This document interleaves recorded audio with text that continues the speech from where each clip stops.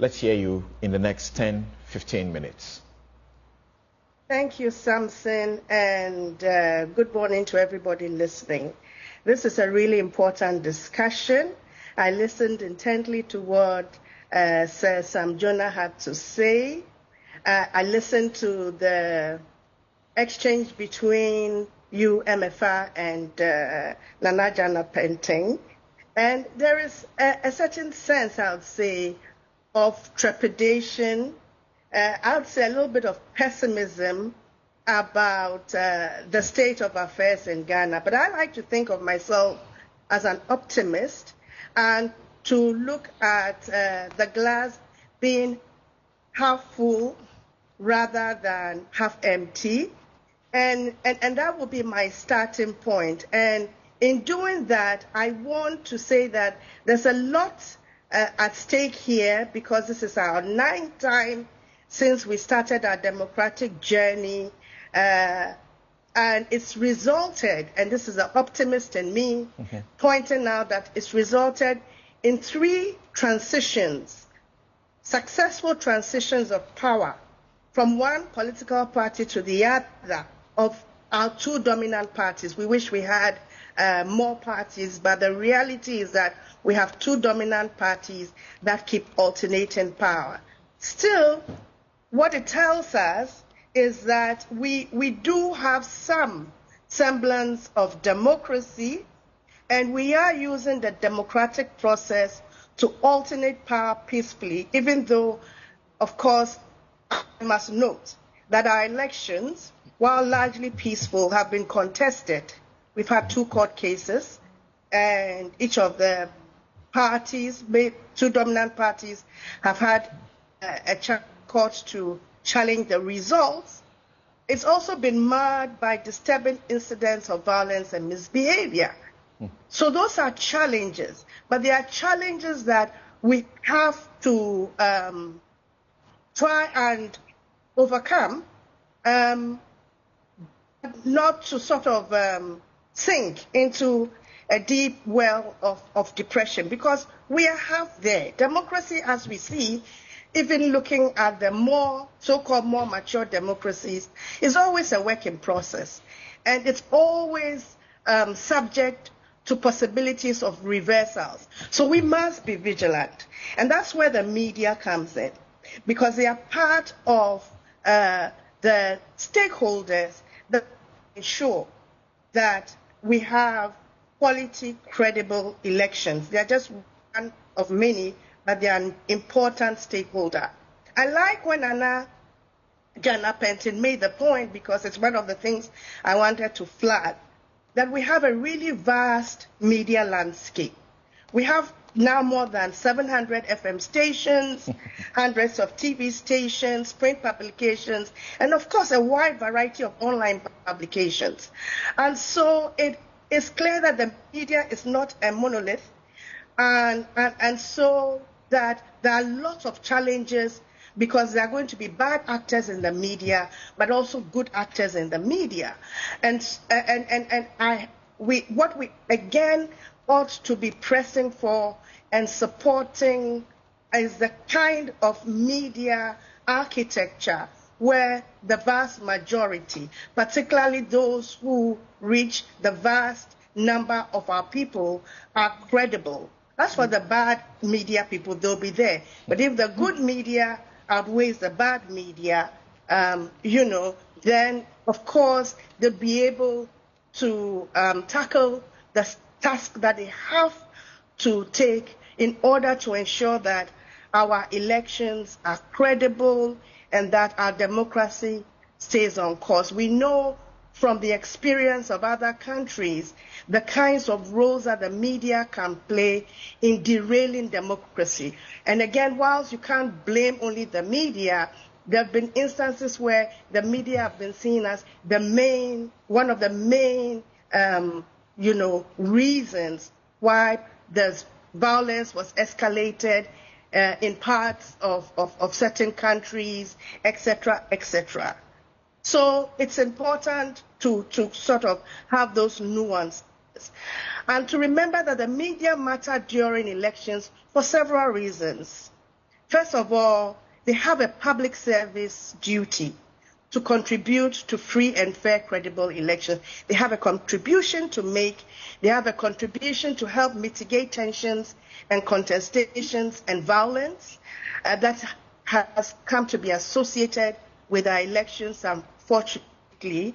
And how do they do that? They have an informational and educational role. I mean, without the media, and broadly defined, including now even social media, we wouldn't have enough voter education, for example. So they're a vehicle, a platform through which voters can be about parties, programs, elections, so that the voters behave like citizens are expected to behave, have informed information in order to make informed decisions. Whether or not they do that is another matter. But at least the media is there to contribute to this process, informing the electorate also about the electoral system and the arrangements, also being that platform that can be used as a vehicle for debate. And crucially also, and we've seen it in several elections, they also play a key role in reporting on election results, and then of course their surveillance watchdog role, which they play, reporting on how the elections are going, even on election day. And in fact, I recall a lecture that Dr. Farijan, who was our former electoral commissioner, gave many years ago about how the media has become very crucial in the sense that since they are able to report on election day in particular what is going wrong so that it can be corrected. And we see instances of responsiveness on the part of the electoral authorities cooperating with the media. I really hope that that kind of collaboration continues. They of course, sometimes scrutinize, not sometimes, they do scrutinize candidates, parties, their agenda, and comment on it, and take them on if they think that, there are certain things in their agenda or certain behaviors that ought to be called out. And of course, and we've seen, again, a lot of reports leading up to the elections, them reporting or giving voice to concerns about the electoral arrangements, especially when they work with CSOs. And the accountability role also is an important one also. So they bring transparency, and that's important. They build voter confidence in the process in the ways in which they report. Okay, they can build, or they can undermine the process in the ways that they report so that people may not even go to the polls. Our last elections, I read that the voter turnout was 80%. That is fantastic. How do you maintain this voter turnout? Because if people are pessimistic, if people are disillusioned, they won't go to the polls. We'll have a poor voter turnout. And I think that the media has a role in helping to encourage voter turnout. And so in the end, what does the media do as an industry? They're a collective pressure group on the election authorities, on the candidates, on the political parties. And they must set the right agenda, the right tone in how they report on these things, even if they're reporting on wrongdoing. How do you set the tone so that it can be corrected, so that it's fair and balanced?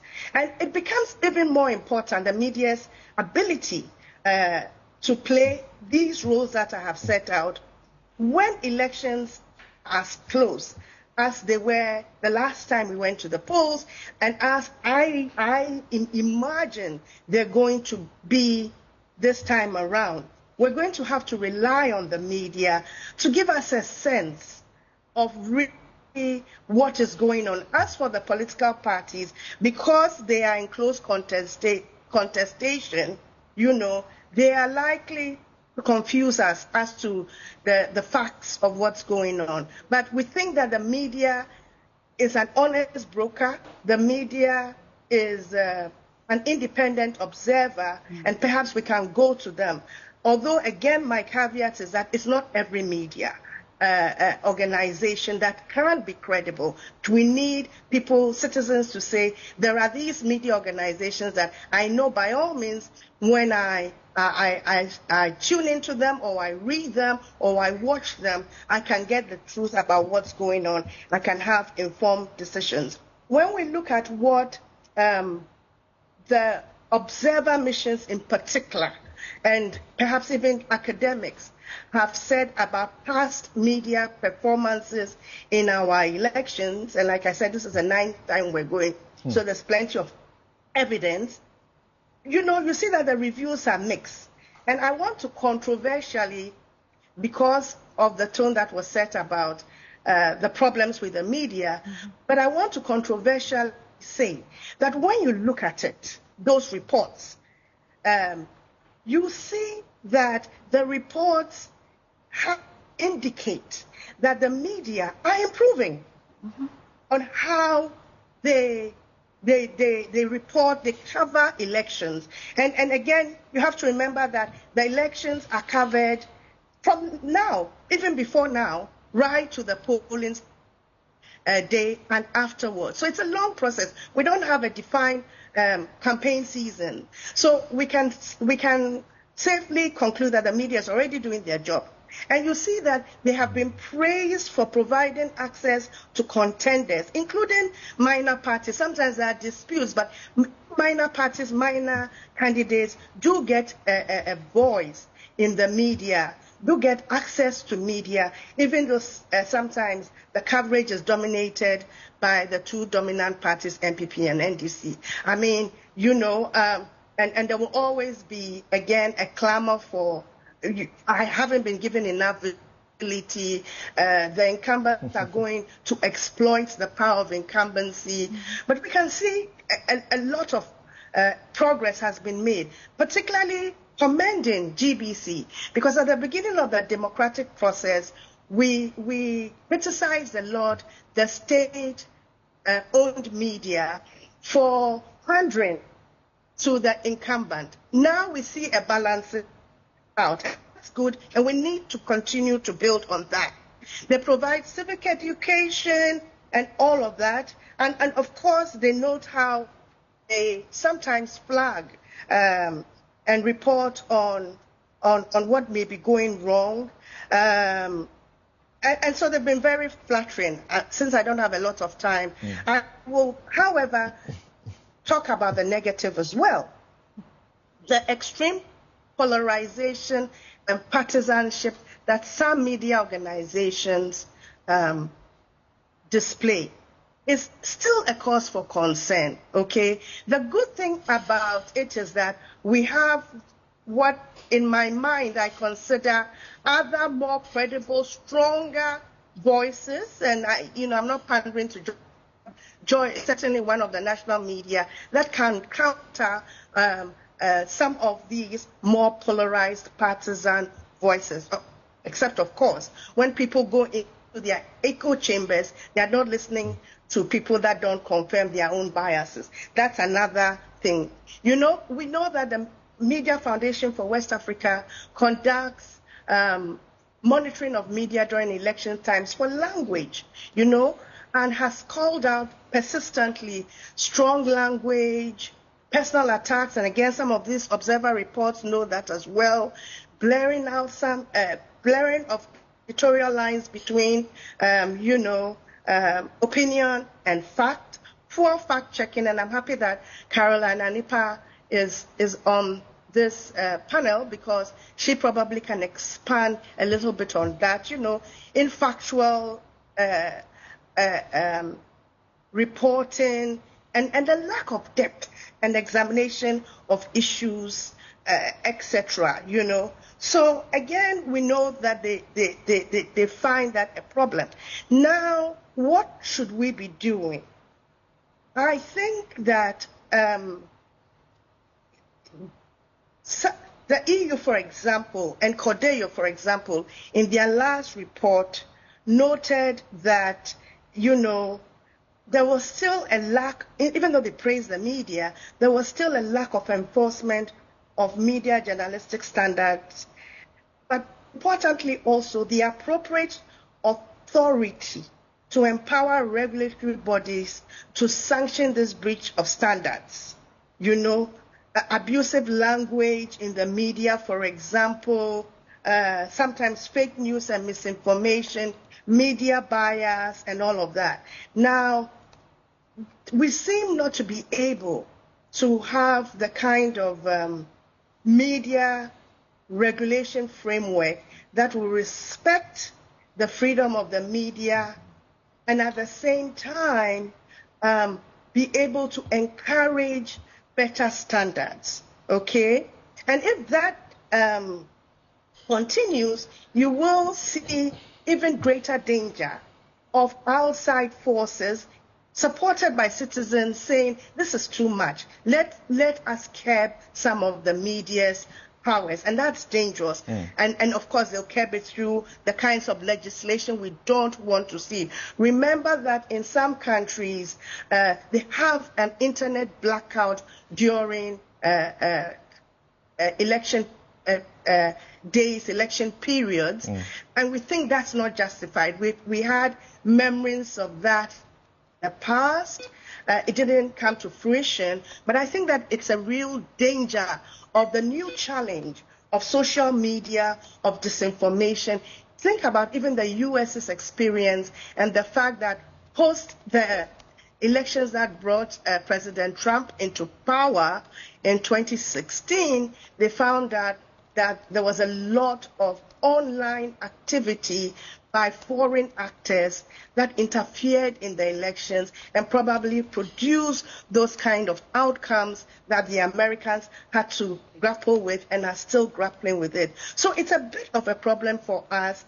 Whilst we want to celebrate the fact that people can mobilize digital media in elections to extend and broaden our knowledge and information, and candidates also, all of the wonderful things, there's also that negative side. All right. And compounded by the fact that our digital media literacy rate is low.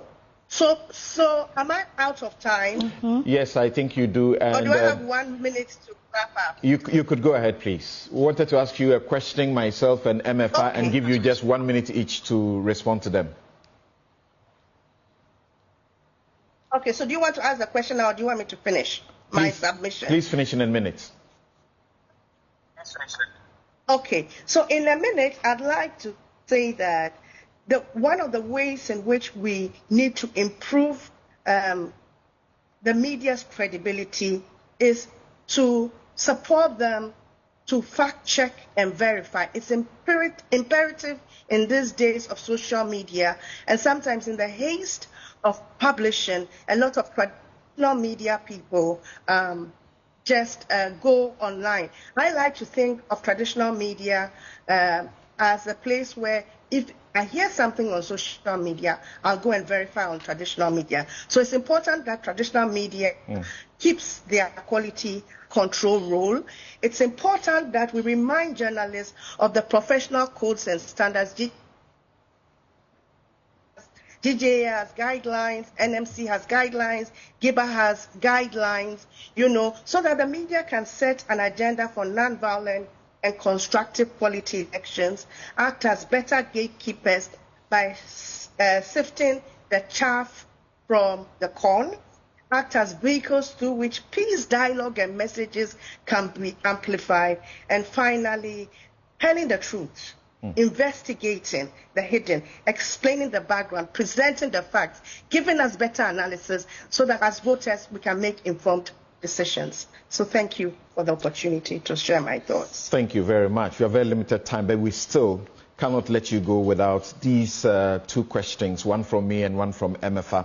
And I was privileged to be on the high-level panel at the Ambassador to Germany's residence on the eve of the World Press Freedom Day. And you shared in the concern expressed by Sir Sam Jonah about his doubts about the media's ability to do a good job to ensure credible and peaceful elections.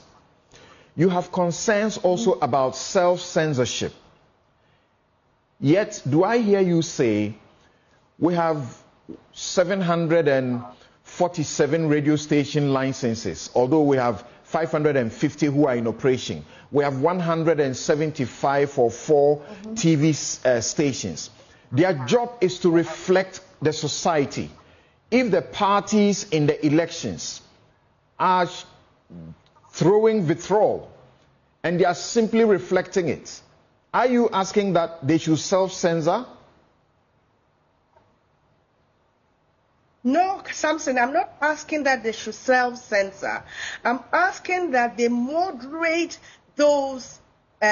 Sometimes I have to say the media themselves empanel people because they want that kind of sensational thing. That's an issue. So how the media empanels people so that in your programs you don't have that vitriol is one.